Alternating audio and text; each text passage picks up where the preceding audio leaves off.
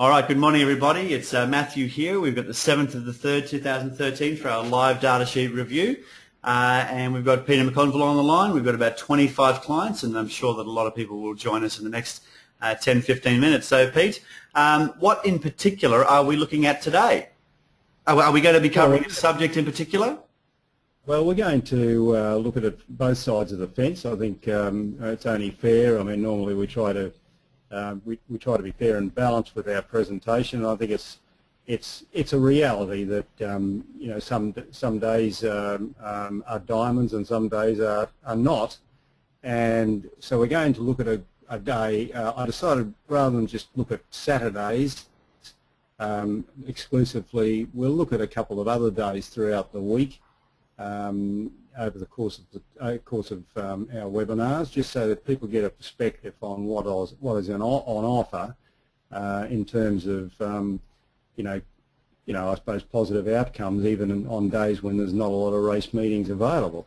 And today we're going to look at Thursday, the 5th to start with, which was quite a good day, and then we're going to balance it out or counterpoint it by looking at a pretty shameful, shoddy day, which was last Saturday. Also, we'll look at some selections from that day. But I think by looking at these 2 days, we can get an assessment of, or I think they reinforce what we've talked about before about knowing, you know, when to hold them and knowing when to fold them, and in poker parlance. You know, the idea is not to just go in and trade willy-nilly, blithely go and switch the thing on and say, well, I'll go where the program takes me, and if the program tells me to bet on race, I'll bet on it, and whether I like it, whether I don't, whether I want to think about it, whether I don't want to think about it.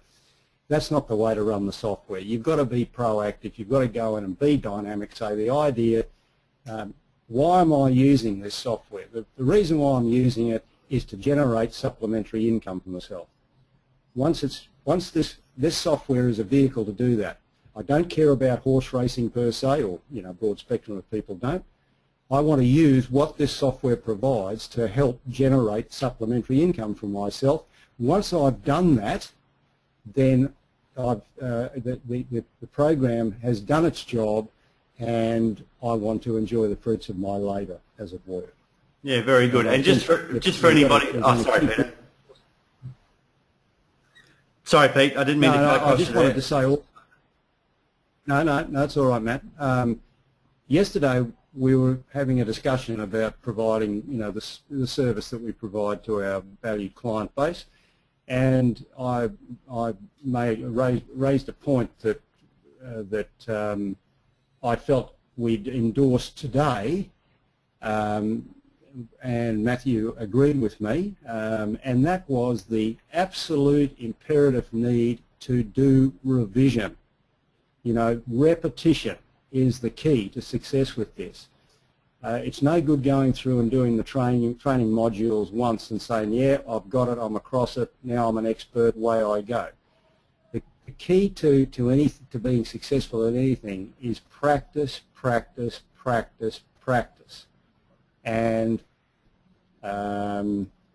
so it is important, I can't stress it enough, that people use the training facilities that we're providing and module facilities and so on to their benefit by revising them, going over them. Even if you only do one module every couple of days, you don't have to go in and spend hours reviewing every module in one hit.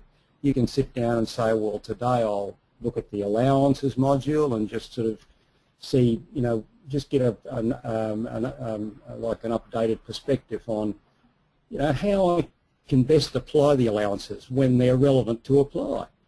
And the more you do it, the more you'll see, the more you'll get out of it, believe me. I mean, I still see things even now when I'm sort of operating with the software that I never would have seen even 5 years ago. And so I just believe that it's reinforcement that makes for success with this product, like anything. if you want to be a top tennis player, you've got to practice. And if it's good enough for Roger Federer or any of the other top liners to go out and hit 500 serves after they've just won a Grand Slam, I guess it's good enough for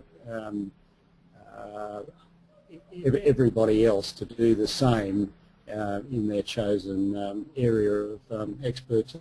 So that's, I guess, the reinforced message that we want to impart today before we get underway with the selections. So, do you want to add anything to that, Matt? Not particularly. I'm glad you didn't mention the Australian sporting team in that analogy, but so we're just going to move right along there. I stuck to tennis. Yeah, we got nothing there. Is Leighton still playing? Go Leighton. But my job here today, everybody, is to not mock anything or anybody. My job is to actually curate the questions. And so if you found the question box or the chat box, you can go ahead and type your question there. I'll also be monitoring my email if those two areas are hard to find for you, or you can email me, matthew@trilogics.com.au, and I'll be more than happy to answer any questions or bring them up if it's required during the session. So, Pete, over to you, mate. Okay, thanks, Matt. Away we go. Right, the first race on Thursday was the second race of the day, as it turns out. Now, there's no surprises here. I mean, anybody that has done lesson 2, which involves the basic money gap selection process, should be making these selections. Top 2 runners first. I mean, you can see quite clearly the money endorses that.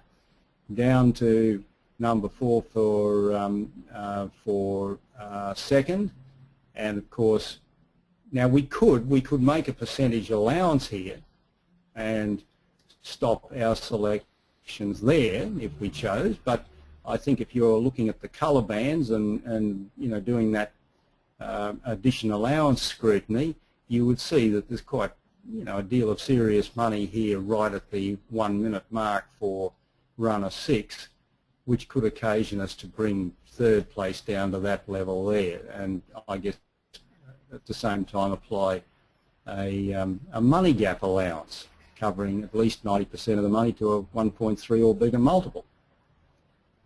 Now, I know that somebody might raise the question and say, well, seeing as this runner here, number 6, is attracting more money than the runners we've covered for second, why wouldn't you cover second place down to that level? And my answer would be that you've got to realise that the main priority is with the selections that we make is in the upper field area. We tend to prioritise information, or we should be prioritising the information from the top down. And I think that yes, this runner here is attracting quite strong money all of a sudden at the 1 minute mark. But if you look back at the previous intervals, it's attracted absolutely nothing. And sure, it's dropped, nearly $8 in that period. But I mean, it is paying $19.70, and our favourites are paying $3.10 and $3.60. So to give priority to this isolated information over what we're seeing consistently for these upper field runners, I think is the wrong way to go.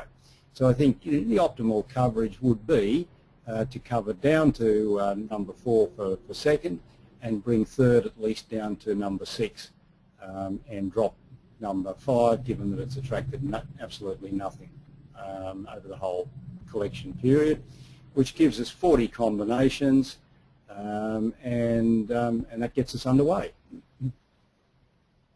All right, now, interesting, I will show the data sheet. I normally show it at the end, but I'll show it now. As you can see, MRO1 has produced quite a tidy profit outcome. It's a reasonably simple selection outcome, and that's the profit that's been produced with a $400 outlay. So I guess with 200 you'd halve that profit. To a lot of people, that would be an indication to switch the program off and walk away, conclude the day's activities right then and there. Okay, so moving on to the next race that we'll review, and that's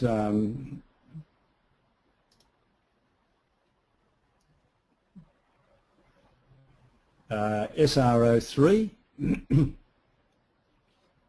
Now here's a mega-factor, a possible mega-factor opportunity, $1.80 favourite, very large associated money gap. You can see quite clearly and that consistently the strong money support is for the favourite, and it's building as we go from 5, 4, 3, 2 and 1, you know, relative to the rest of the field. If we go to percentage return for a little bit of further endorsement, you can see quite clearly that the separator associated with the favourite is slightly bigger than the money gap associated with the favourite in trifecta, which is another reinforcing sign that the favourite's attracting very strong money. And another indicator that you can also use is the actual percentage held by the favourite. I mean, the favourite is holding 47, in this instance at the 1 minute mark is holding 47.31% of the money, which is getting up towards nearly half the market money for that one runner. And so given that, you know, mega factor opportunities generally present when the favourite's holding between 40 and 50% of the money, it's probably worthwhile to recognise that the favourite is holding, you know, a percentage that's greater than 45% in order to entertain choosing mega factor. It wouldn't be the only decider. I mean, sometimes there might be a percentage held by the favourite that's slightly lower, but the money is very strong, and that sort of overrides that lack of percentage over the entire collection period. But it's another indicator that can help you decide whether a mega factor is a worthwhile choice to make. And for the minor placings, of course, we could cover down to number 6 for second, which honours our commitment to cover 80% of the money to a money gap. But given the money profile it's presenting and the similarity of money here, right, you know, from 6, 7 and 4, it probably makes sense to optimise things by bringing selections for second down to where we've got third, which is down to number 4, which gives us only 20 trifectas after all, and there's another trading opportunity. Pool's fine, above $8,000. Very next race, another mega factor. Now here again, or a possible mega factor, $1.80 favourite, large money gap. Notice the percentage is, you know, just above the halfway mark between 40 and 50, just slightly over 45. If we go to percentage return, look at the size of the separator, 6.48 compared to the money gap of 3.33. So that tells you that over the last 5 intervals, the money support has been very, very strong for that favourite. And I think in real terms you can see that, relatively speaking, in the actual money amounts and showing. So here again is another possible mega factor that I think is quite justifiable. Once again, the pool's okay, and the optimal selections bring us down to number 5 for second and third. We could stop there if we wanted to, but I think this amount of money here being so similar to number 9's money would suggest that extra coverage like that would be more than justifiable and acceptable. And that gives us, once again, 20 combinations. All right, now a bit of a break. We move down to SRO5, and now here our basic selections at the 1 minute mark would be those. But if we do our colour band scrutiny, we see that in the brown band here, or the tan band if you like, we have in particular a runner that's attracting more money than the favourite at the 1 minute interval. And so, and if we go over to percentage return, it doesn't help us much because the separator, there's a separator at the second runner in percentage return. But I think quite clearly doing the colour band assessment would suggest that the additional allowance for first would be most appropriate to apply here. So that brings our first place selections down to the level of number 2, and third would extend further down to number 6. Looking in the khaki band or the green band, there is no reason to apply the additional allowance any further, as you can see, because we don't have money that, for these runners that is competitive with the money for the group of runners we've selected for first and second, and likewise we don't have any sort of indications down here that extra runners need to be added. So there is another selection race with 48 combinations with the application of the additional allowance. The very next race, at a place called Pinjarra in Western Australia, of course. Now this is pretty straight up and down, I think. You can see we're going to cover the top 3 runners for first. We're going to bring second down to number 5 and third down to number 12. So that's just sort of basic money gap selections at work. Obviously we're holding 68.63% of the money for the top 3 runners. But remember, if we're going to apply the second place percentage allowance, we should have, by rights, a money gap marking the group of 1.7 or bigger, and we don't have that. It just falls a little bit short. So applying the basic selections would probably be the most appropriate way to go, giving us 45 combinations and a trading opportunity.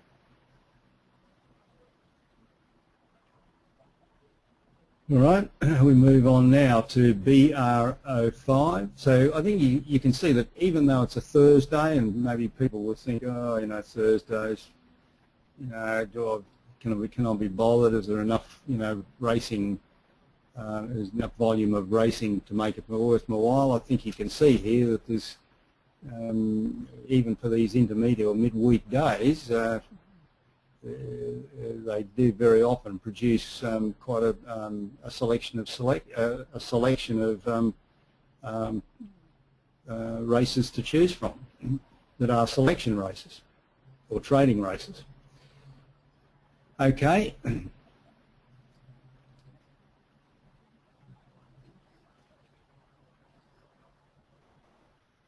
We have another trading race. Now, notice here that, wait a minute, while I just get back here and collect my thoughts here. Oh, that's what I wanted to show you, yes. Okay, we're covering the top 2 runners for first initially, basic money gap selections. We're bringing second place down to number 4, and we're bringing third place down to number 5. We do our colour band scrutiny, and we can see these 2 runners are, you know, money competitive with this runner here in the blue group, which we've already selected for first. So we're going to bring the selections down to that level.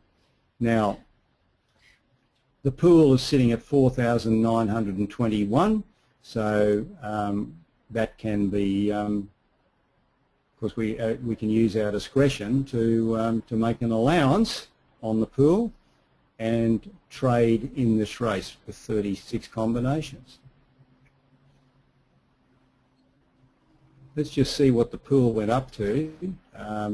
Yeah, it didn't sort of grow all that much, but I mean it is over the $5,000 mark at the interval after 1 minute, as you can see, with 6703. So, you know, with a pool of 4,927, I think it's more than appropriate to make an allowance if you see your way clear to doing so. And the final race that we'll look at on this day was another quite a late one in Western Australia, and it's a percentage return race. And I think you can see here that top two runners, we're dealing with a strong favourite, of course, to start with, number one. The two runners at the top of the field, of course, are defined by a separator of 1.76. The two runners together as a group are holding in excess of 47.5% of the pool. You can see pretty clearly defined cumulative money support here for those two runners. Strong money support here, comparative to the rest of the field. Here, you know, pretty strong here as well, and back here. So quite justifiable to consider that as a percentage return trading race with two selections as our choice.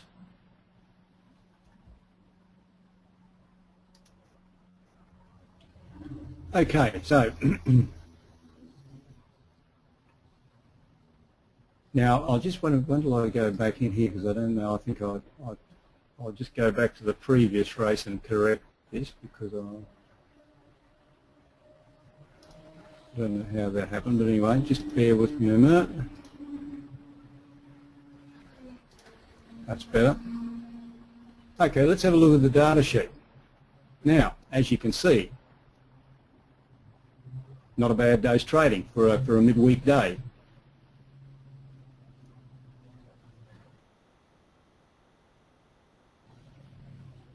But I would suggest that for anybody that's adopting a proactive and progressive approach with their trading activity, I don't think much race assessment would be carried on beyond this point here.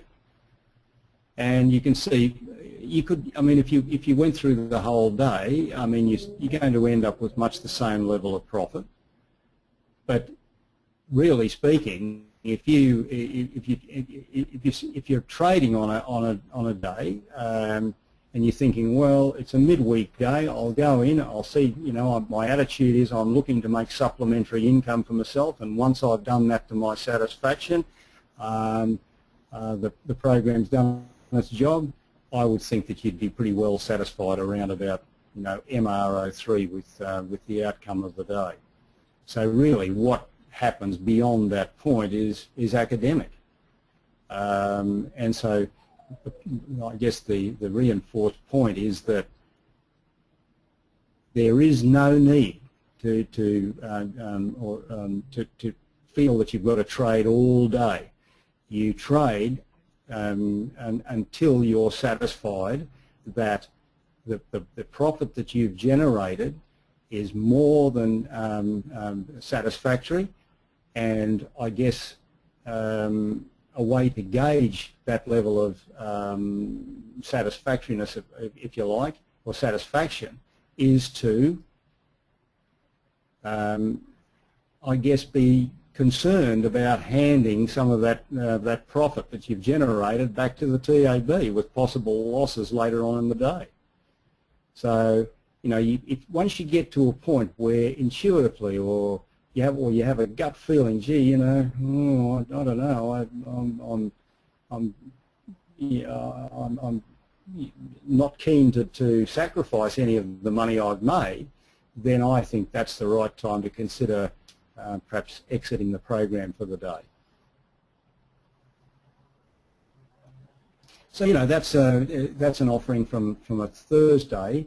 Now let's bite the bullet and go back and have a look at some selections from the Saturday.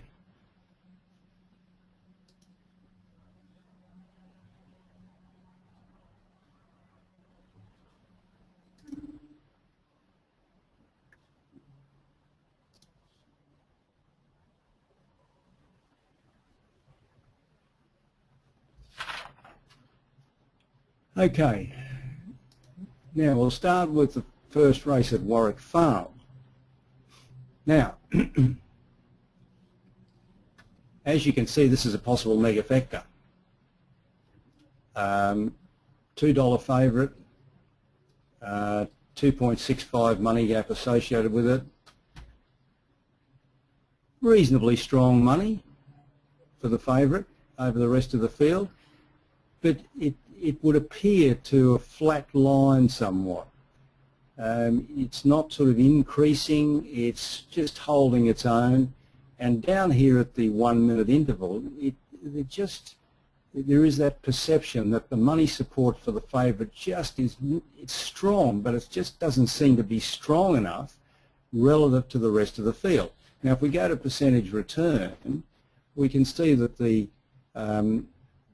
separator associated with the favourite is slightly smaller than the money gap associated with the favourite in trifecta, and on top of that, also notice that the percentage of the pool held by the favourite is just above 40. I mean, it's just not quite 42%. And I think in order to have a megafecta positively endorsed, it would be nice to see the percentage up, certainly up around the 45 or 5% mark or a little bit more, because 41% is strong support but not overwhelmingly strong. And so perhaps this would be a race to, even though megafecta could be considered, given that it's early in the day and so on, it might be an opportunity that could be passed over in favour of something a little bit more definitive. So this is sort of the selectivity coming into play. Okay, we move on to AR01 now. Now the basic money gap selections here would be top 3 runners first and second, and down to runner 4 for third. But if we go to percentage return, you can see that the separator locations are suggesting to us that perhaps the addition of number 3 would be worthwhile for first and second. It's not indicated so much by the money profile, but remember, if we're using percentage return effectively, we're looking at the indicators that are presenting as a result of the money support for groups of runners over the last 5 intervals in a race. So we don't have a separator sitting at the third runner. We have one at the second runner, but not at the third runner, and one at the fourth runner. So back at trifecta, we don't have a money gap at the second runner, but we have a money gap associated with number 3 down at sitting at level 4 in the field. So that is why the selections have been brought down to that level to increase our selection coverage to 48, and that presents as a trading opportunity. But of course, sadly, it didn't produce, irrespective of whether you added number 3 for first and second or left it like that, it still ended up being a losing outcome, with number 9 being the second place getter, which is way out of the action. And I think this was a double whammy too, for anybody that that recognised that you had like a dual opportunity in this race, both a trifecta opportunity and a percentage return opportunity. You've sort of saved some, you've recouped some of the loss that you've that has been the outcome in trifecta by trading both in percentage return and trifecta in this race. So it is important, as I say to everybody, get adept at reviewing, doing a concurrent review when you're doing live assessment. In other words, review in trifecta, review in percentage return, and make it concurrent, because there are occasions when you can trade both in percentage return and trifecta in the same race, and in this instance here, you've had a winning outcome in percentage return, a losing outcome in trifecta, and I guess that sort of, as I said, that tends to reduce the loss sustained in trifecta.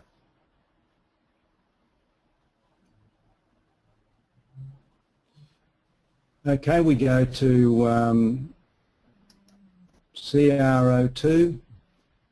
Now this is just a straight up, pretty basic selection outcome. Top two runners for first, I mean they're holding very strong money as you can see, down to runner 5 for second, and down to runner 9 for third. If we go to percentage return, much the same sort of separator locations, endorsing the coverage in trifecta already. So that's a trading race just applying the basic selection process, and I think the money profile, suggests that that coverage, best accommodates the money profile on offer in this race. And of course, we see once again we've had a losing outcome because 3 and 4 placed first and second, but number 13 was third. So if we go, we'll have a look at one more selection on this day, which is ARO2. Now this is a race where the second place money gap, second place percentage allowance could be applied. As you can see, we've got this top 3 group of runners holding 68.44% of the money, which is above 67.5. We have a huge money gap associated, or pretty big money gap associated with those top 3 runners, which is quite a considerably bigger than 1.7. And I think quite clearly you can see that there's very dominant money support for those 3 runners relative to the rest of the field. So the money profile, the money gap size and location, and the percentage very much suggests that applying the percentage allowance for second would be quite acceptable in this instance. And for third, we're just going to cover the basic money gap selections. We could, I'll get rid of that, we could stop at this level here, applying a money gap allowance for third, 90% of the money and a 1.38 multiple. But I think because the money is sort of slightly tapering from runner 12 to runner 9, there is a certain similarity of the money here. It's probably better served to bring the selections down to number 4. So there's another trading race. Now, if we go to the rather woeful data sheet, we can see quite clearly that even with our level of selectivity and avoiding this first race, SRO1, all these other races were pretty clear cut. I mean, there was nothing to suggest that any ambiguity with the selections. They all look pretty strong. They presented pretty strongly, and yet all 3 of them lost, as you can see. So I think, warning bells would be starting to ring around about here. And I think even if you got to this level here, that's definitely the time to think about containing the loss factor and exiting the program. I think sometimes you can get a feel for a day. I know we can't quantify feelings, and we can't you can't quantify intuition. But I know myself, sometimes I'll be looking at certain days and I'll think, it's just not sort of, something doesn't feel right with this day. And when you've got races early on that present pretty strongly with no great ambiguity in the selection outcomes, and they're just not working for you, well then I think that's a day when it's really not going to bode well if you continue to trade. So, and that's certainly borne out on this day. You can see if you continued on, the results are just going to get worse and worse and worse. And without going into a whole lot of detail further down here, all of these selections were much, they were pretty straight up selections, like the top group that I've just shown you. So, you've got to be proactive in the way you review your progress on any given day. If you find that you get away to a great start and you have a series of wins early on, be mindful of the profits you've generated, and when you get to that point where you think, gee, this is too good to sacrifice, that is the time to reach for the off button. And likewise, when you have a trading day that's as lamentable as last Saturday, and nothing seems to be going right for you, even though you're quite sort of confident in your definitive selections, then I think the stop loss strategy must be applied, and that's where the discipline comes in. So I think that's about all we need to cover today, Matt. There's quite a bit, Pete, look, of thanks for content that. in that, I think, for people to think about. That's really a meaty sort of lesson, and what I'm obviously taking away, and I hope that everybody does take away, is the selections that you make need to be consistent, and that's why I prefer not to, but we're okay with showing a day of losing, because overall we are winning. And the only way that we can legitimately face anybody, clients, potential clients, anybody, is by being consistent in those selections and showing profit at the end of each month or each year. And so that is what you need to employ emotionally. And I talk about the 4 pillars before you purchase the program. Time, 10 to 15 hours a week. Temperament, can you cope with the wins and the losses? Technology, are you competent and confident with the computer? And capital, do you have the money in the bank to sustain the winnings and the losers? So I talk about those 4 pillars. You can all get a copy of that if you email me. Most of you would have received a copy of it anyway. I wrote 3 or 4 pages on that. But it's really, the idea of that was to really define the difference between somebody who's successful and not successful. I do sometimes have people who come to me and say, the program doesn't work and you suck, and probably say it in much nastier ways than that. And then we review what they've been doing. I don't really work it on the Saturday, and they're massively inconsistent, and they don't have money in the bank, and they've got somebody in the background, trying to distract them.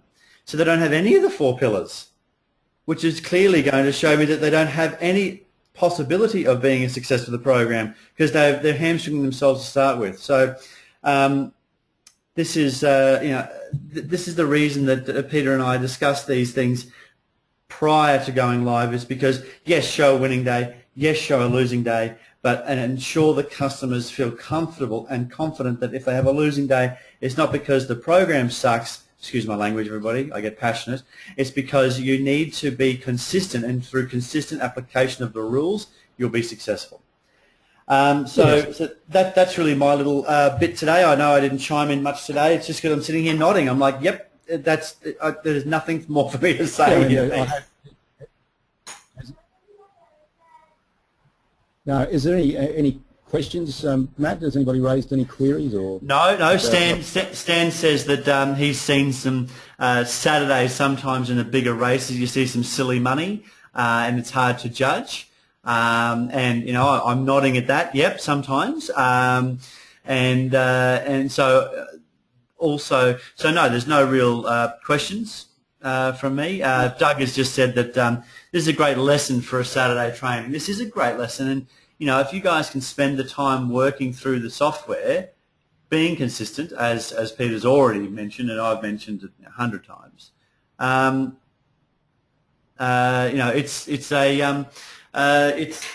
it's a value. Chris is saying.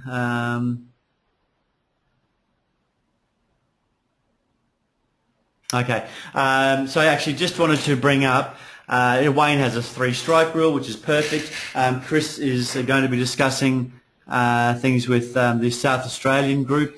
You know, guys, these groups are really valuable for you to get part of. If you're not part of a group, you're not doing enough.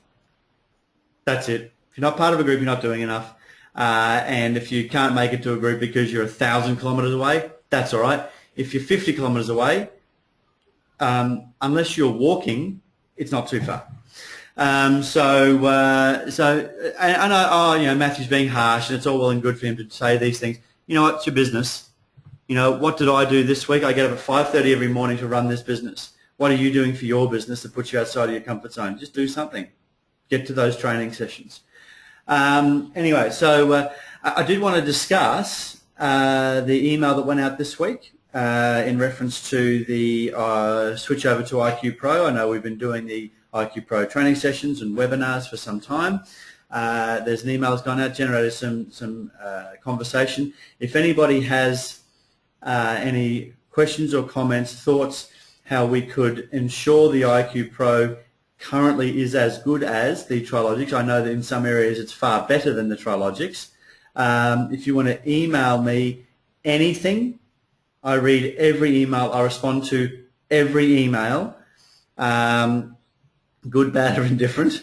I will happily respond to anything you guys tell me. This company survives from everybody here and a lot of other people paying their monthly fee. That's the only way it survives.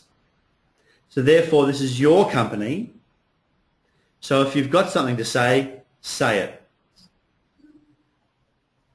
And on that, on that seemingly ominous note, but actually I'm doing this because I really want this business to be around another 15 years and 15 years beyond that. I want your children to be running the program. I want you to give this program to your children going, this is something that's so friggin' cool, here you go. I want to get to that stage. I want you to be as popular with the program as possible, and that's why we're going to keep doing these sessions. Pete, anything else to add? No, I just wanted to finish up. I'm going back to that first race that we looked at that had there were certain elements of ambiguity with choosing Megafector. As you can see, it would have been a loss, with number 4 being the ultimate winner. So that would be kind of deflating, to 4 races in. You look at a race like this, you think, well, yes, it could be, and oh, I don't know, and then all of a sudden you think, oh, well, I'll do it anyway. You start off, and you're so much lighter in the purse right at that early stage, and that sort of tends to be psychologically deflating. So indeed, selectivity is the key. You go in, you do all these assessments, but I think it's worthwhile to add that other indicator to your bow, just to help reinforce the appropriate application of the Megafector strategy. Not only look at the money, not only look at the money gaps, not only look at the percentage, not only look in percentage return, but also look at the actual percentage that the favourite's holding. And I think ideally you want to see the percentage held by the favourite to be the positive side of halfway. By halfway I mean halfway between 40 and 50. So ideally you want the percentage held by the favourite to be 45 and upwards, with all the other indicators in support of that. So that's everything from me today, and I hope that you've all drawn some benefit from what we've talked about today. And it's just great to share your company on a fortnightly basis, and we'll look forward to doing it all again, same time, same station, in 2 weeks' time. Very good. Malcolm's just said that I'm happy to encourage clients to speak with him or George. So just remind everybody that when we formed the support company, 3 directors were 3 people actually became directors, and that is myself, George Mandrina from South Australia, and of course Malcolm Jensen in Hamilton there in New Zealand. None of us get paid to do this, but we've over the last probably 8 weeks, spoken 9 times as a group with Terry as well, who's the general manager of the group. And so we've spoken because we're trying to define the direction for everybody. Now, Malcolm and George were only selected because they were the biggest pains in my butt when it came to actually trying to figure out the best way forward. You know, what a great, you know, if I can engage the people in a loving and caring manner, that was said, Malcolm, I know you're listening. These people gave me the hardest time, and I said, well, you know what, these people are actually offering the best arguments, so I want to bring them in because they are genuinely representing you, as in the clients, and Malcolm's saying he's got broad shoulders, only because the All Blacks are winning. The position of our clients are being represented by actual clients, not me, well, and Terry and Peter and Chris. We've been here doing this for you know, a decade. We've got 2 people whose only sole focus for being a director of this support company is to ensure that we are here 15, 20 years' time.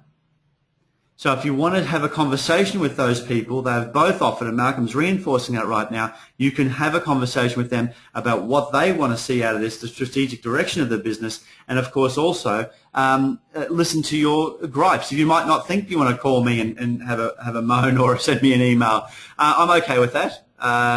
And so I don't care the All Blacks win 87% of the time, Malcolm. Oh, that's your target for the program. I get it. The 87% for All Blacks, I didn't know it was as low as that. So what I'm saying here is you've got representatives who are of the same ilk as you. They have bought the program under the same circumstances as you. They have run the program, run the gambit of the wins and the losses the same as you. And they've come out the other side with a genuine need and desire to see this company running forever. Why has Malcolm got his strike rate over 80%? Because he works. Why has George got his strike rate over 80%? Because he works. If you want to talk to these people about how they do that, you can. So, through training, we're integrating those ideas as well. So look, your main focus should be, being consistent with those 4 pillars: time, temperament, technology, and capital. Speak to Peter. If you want to have a conversation with Malcolm or George, they're very, very open and approachable people. And that's all I have to say about that. So, all right, gentlemen and ladies, I will I'll bid you a good morning, or good morning is where I am. And Pete, I'll speak to you in a couple of weeks' time. Yes, for sure, Matt. You have a good weekend, and that applies to all of you. Enjoy the weekend ahead, and we'll see you all again, or we'll share your company in a couple of weeks' time. So bye now. Bye now.